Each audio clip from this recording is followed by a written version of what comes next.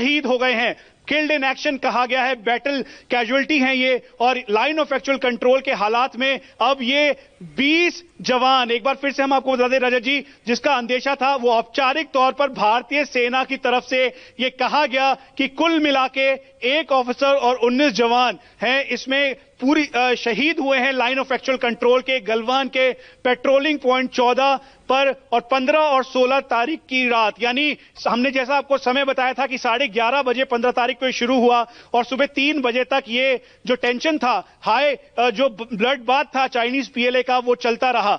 भारतीय सेना ने हालांकि उनको पूरी तरह से खदेड़ा, पीछे की तरफ किया, ताकि जो स्टेटस को है उसको मेंटेन किया जा सके और किसी भी तरह से भारतीय सेना के जवान पीछे नहीं हटे। और यही वजह है कि चाइनीज पीएलए की भी कैजुअलिटी करीबन 43 के लगभग हुई है रजत जी। और ये औपचारिक तौर पर भारतीय सेना के द्वारा ये बताया गया, चाइनीज पीएलए का प्रॉपर इंटरसेप्शन और प्रॉपर जानकारी के साथ हम आपको बता रहे रजत जी। और साथ में भारतीय सेना के 20 जवान और ऑफिसर्स शहीद हुए हैं। ये एक बड़ी खबर है क्योंकि 1975 के बाद ये कॉम्बैट फर्स्ट कैजुअलिटी आज ये हुई है रजत जी। और जिसका अंदेशा ये लगाया जा रहा था कि हो सकता है कि फिगर और इंक्रीज हो, क्योंकि इंजरीज जो जवानों की है वो और भी है, जिनका इस समय प्राथमिक उपचार चल रहा है, उनका पूरा मेडिकल एड और ट्रीटमेंट दिया जा रहा है रजत जी। तो ये इस समय की बड़ी खबर है कि भारतीय सेना के द्वारा जी तीन पहले आपने खबर दी थी और मुझे याद है उस वक्त आपने कहा था कि बड़ी संख्या में हमारे जवान घायल हुए हैं। और आपने भी कहा था कि इतनी हाई ऑल्टीट्यूड पर है,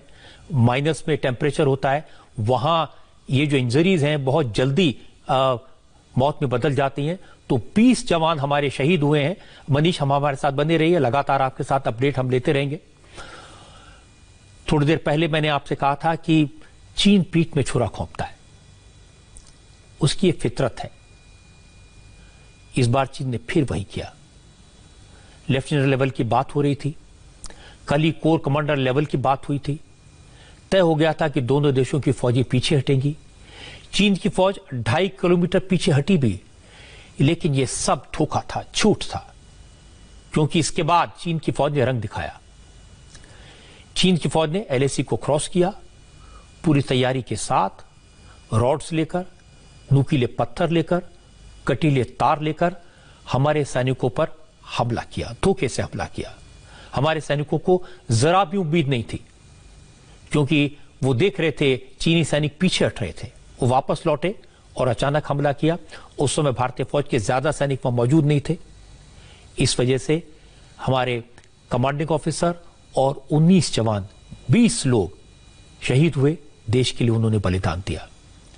हमारी सेना ने समझौते के मुताबिक एलएसी पार नहीं की, यह सरकारी तौर पर कहा गया है।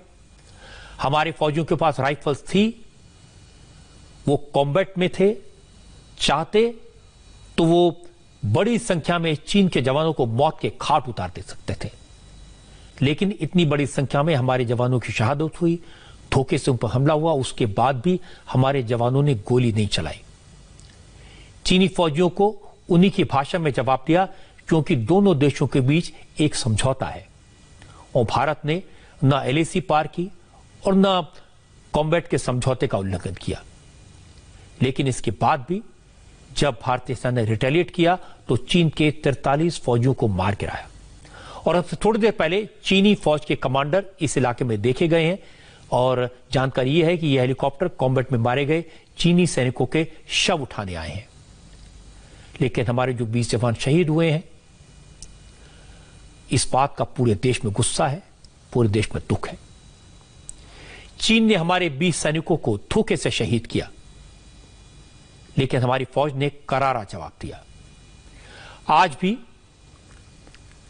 हमारे देश को अपनी फौज पर नाज है, अपने फौज पर भरोसा है।